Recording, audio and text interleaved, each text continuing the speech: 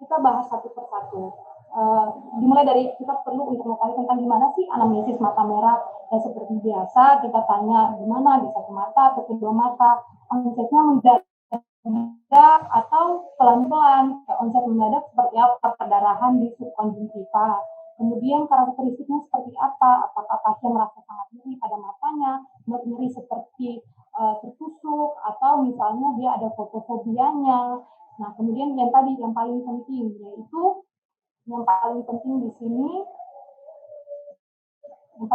yaitu kita tanya tentang penurunan visusnya gimana.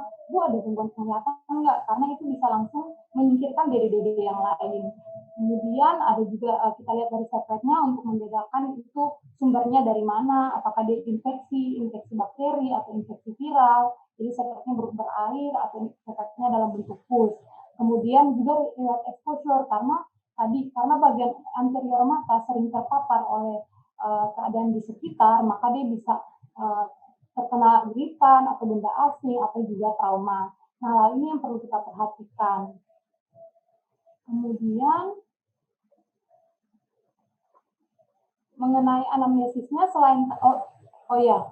untuk anamnesisnya mengenai anamnesis penurunan visus, jangan lupa juga ditanyakan mengenai visus pasien selama ini gimana. Jangan-jangan emang pasiennya penurunan penglihatannya udah karena miopia atau udah karena hipermetropia. Jadi kita perlu membedakan pasien ini emang karena sakit mata merahnya visusnya turun atau emang udah dari dulu visusnya turun sebelum mata merahnya. Oke, kemudian anamnesis lanjutan, riwayat kelainan pada matanya. Contoh misalnya pasien dulu emang pernah infeksi di korneanya, kita bisa berpikir ke arah pseudopterygium, atau misalnya emang pasien dari dulu ada katarak, jadi terus tiba-tiba matanya merah, kita bisa berpikir ke arah glaukoma karena katarak. Nah, terus riwayat pengobatannya juga gimana? Misalnya pasiennya pernah menggunakan kortikosteroid yang dalam jangka waktu panjang di mata, kortikosteroid topikal ya, di mata sehingga mengakibatkan terbentuknya ulkus keratitis. Kemudian riwayat pekerjaannya, contoh pada pasien-pasien yang pekerjaannya tukang las, jadi bisa ada benda asing di matanya. Kemudian keluhan lainnya juga misalnya pada pasien ada lesi kulit atau lesi mukosa, nah kita bisa pikir ke arah herpes. Kemudian juga misalnya ada nyeri otot sendi, kaki sendi, pada beberapa penyakit mata merah seperti uveitis, kemudian skleritis, episkleritis itu berkaitan dengan autoimun. Jadi keluhan-keluhan lain seperti itu juga perlu untuk kita tanyakan.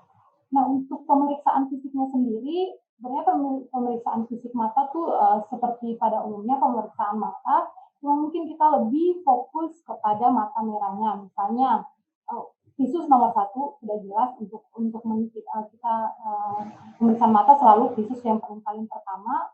Kemudian yang kedua kita lihat pola injeksinya, apakah injeksinya konjungtiva atau perikorneal atau siliar.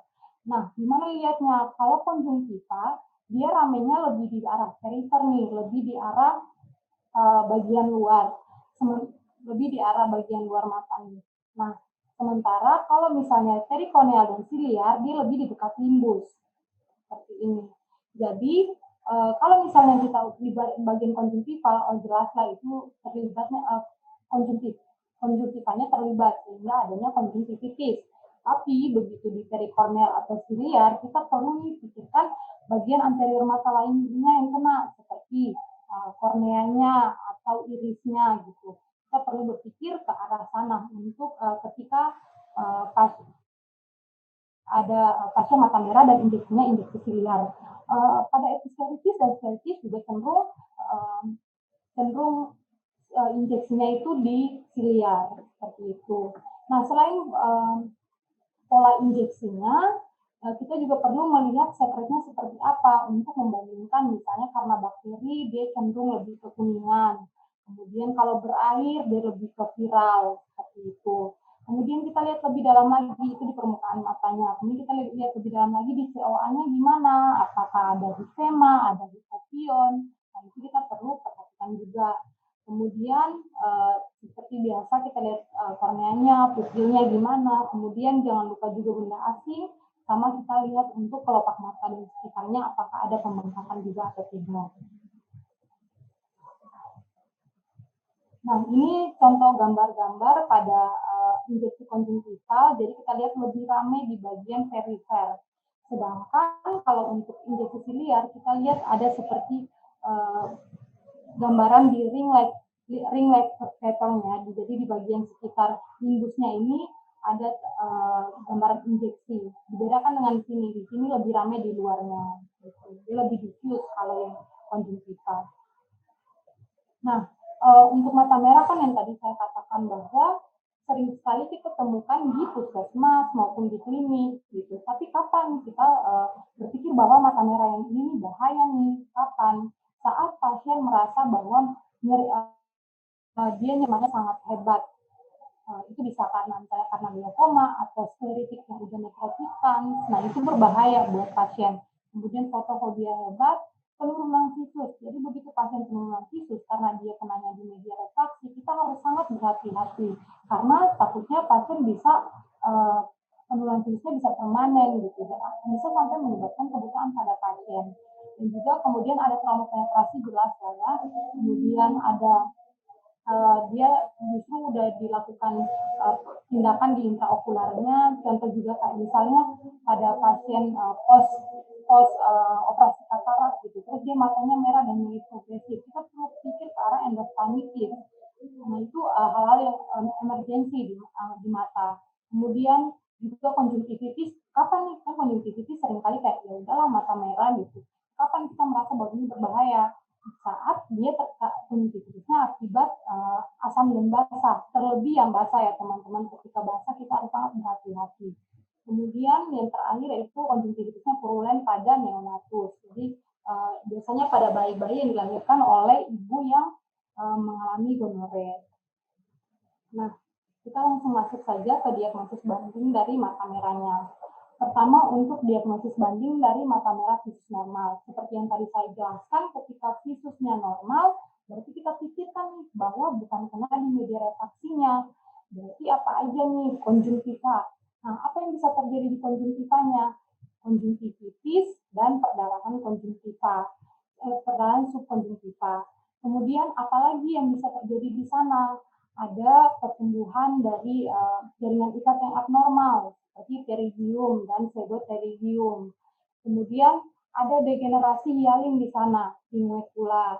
Kemudian selain konjungtiva ada lapisan apa lagi yang bukan media refraksi, yaitu sklera. Apa yang bisa terjadi di sana? Episkleritis dan juga skleritis. Jadi di sana terjadi peradangan sehingga mengakibatkan mata merah, tapi visusnya normal. Nah, pertama kita bahas satu persatu dimulai dari konjungtivitis. Nah, untuk konjungtivitis ini sendiri, dia peradangan pada konjungtiva, baik itu akut maupun kronis, dan penyebabnya itu banyak, baik yang infeksius maupun non-infeksius. Infeksius seperti biasa ada bakteri, virus, parasit, yang paling kita perlu hati-hati itu chlamydia, kemudian jamur. Nah, non-infeksius bisa karena alergi, bisa karena toksik, atau bisa karena penyakit sistemik. Nah, untuk gejalanya sendiri, pasien seringkali jelas lah ya, ada injeksi konjungtivanya, kemudian ada lakrimasinya, kemudian ada sekretnya, apakah yang berair atau yang eksudat, kemudian pasien bisa sampai ada kemosis, sedetosis, kemudian ada hipertrofi papil di bagian konjungtiva tarsalnya, kemudian bisa juga ada folikel, nanti kita lihat gambar-gambarnya di belakang, dan juga bisa pasien merasa seperti ada sensasi benda asing. Nah, ini untuk membedakan antara konjungtivitis baik itu viral, bakterial, chlamydia maupun alergi. Nah, ini kurang kalau dari ada karakteristiknya masing-masing. Kalau misalnya alergi, kan biasalah alergi gatal-gatal gitu ya. Jadi yang paling sering kalau alergi itu paling gatal di antara semuanya.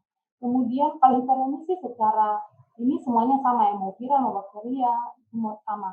Kemudian untuk dari air matanya, produksi air matanya yang paling banyak yaitu viral, sehingga biasanya sekretnya berair sampai pasiennya berasa berair di hidungnya juga. Kemudian untuk eksudat paling banyak tuh di bakteri dan chlamydia. Kemudian untuk adenopati itu biasanya lebih di virus. Kemudian untuk biasanya untuk jika kita lakukan pewarnaan pada eksudatnya itu lebih ke seperti biasa, viral lebih ke monosit, kemudian bakterial dan chlamydia lebih ke PMN, dan alergik pada eosinofil. Kemudian, nah ini gambaran-gambaran yang bisa kita lihat dari konjungtivitis. Jadi di sini dia ada injeksi konjungtiva, kemudian pasiennya ada eksudat yang kalau berwarna kekuningan seperti ini biasanya cenderung lebih ke arah bakteri. Kemudian di sini ada folikel dan giant papule. Ini kita sebut dengan yang ini kita sebut dengan cobblestone. Cobblestone ini biasanya sering ditemukan pada pasien-pasien yang konjungtivitis alergi vernal. Nah, cobblestone ini dia bisa mengiritasi bagian konjungtiva, bagian dekat limbus, dan mengakibatkan terbentuknya namanya transverse dots. Jadi dua tanda ini merupakan tanda dari konjungtivitis vernal atau konjungtivitis alergik. Nah, selain itu kalau misalnya pasien berlanjut bisa pada pasien-pasien dengan konjungtivitis bakteri itu bisa sampai profuse eksudatnya dan juga bisa sampai mengakibatkan terjadinya kemosis seperti pada gambar sebelah kanan ini. Oke. Lanjutkan. Nah, ini gambaran untuk pasien ophthalmia neonatorum. Biasanya diakibatkan oleh gonore. Dia dilahirkan supravaginam oleh ibunya yang menderita gonore pada pasien. Nah, selanjutnya untuk kelainan di konjungtiva, pendarahan subkonjungtiva.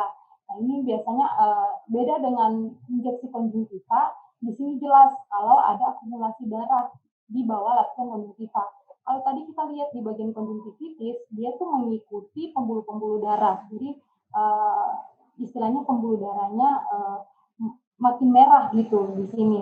Nah, sementara kalau pada perdarahan konjungtiva ini sangat jelas. Dia darah yang keluar ke bagian lapisan konjungtiva itu. Nah, ini biasanya kenapa? Paling sering karena misalnya pasien punya darah tinggi, kemudian dia ada riwayat kerja, misalnya pasien baru habis BAB gitu, misalnya muntah hebat, itu biasanya tekanan tinggi sehingga dia terjadi perdarahan. Bisa juga karena trauma atau ada kelainan pembekuan darah. Jadi dia biasa ada penyebab utamanya sih. Nah, untuk ini sebenarnya tidak terlalu berbahaya selama dia perdarahannya tidak terus berlanjut.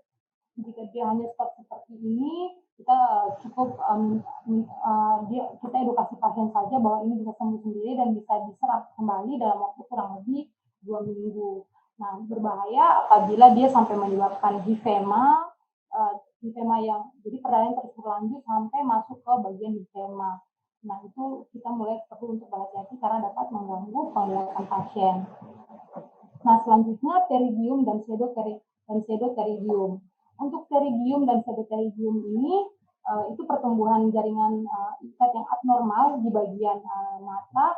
Nah, dia ini ada grade-nya. Jadi mulai dari grade 1 dia di tepi limbus seperti pada gambaran di bawah ini. Kemudian kalau dia sudah melewati limbus tapi belum mencapai tepi pupil itu grade 2. Kalau dia sudah mencapai tepi pupil itu grade 3. Kalau dia sudah melewati pupil itu grade 4.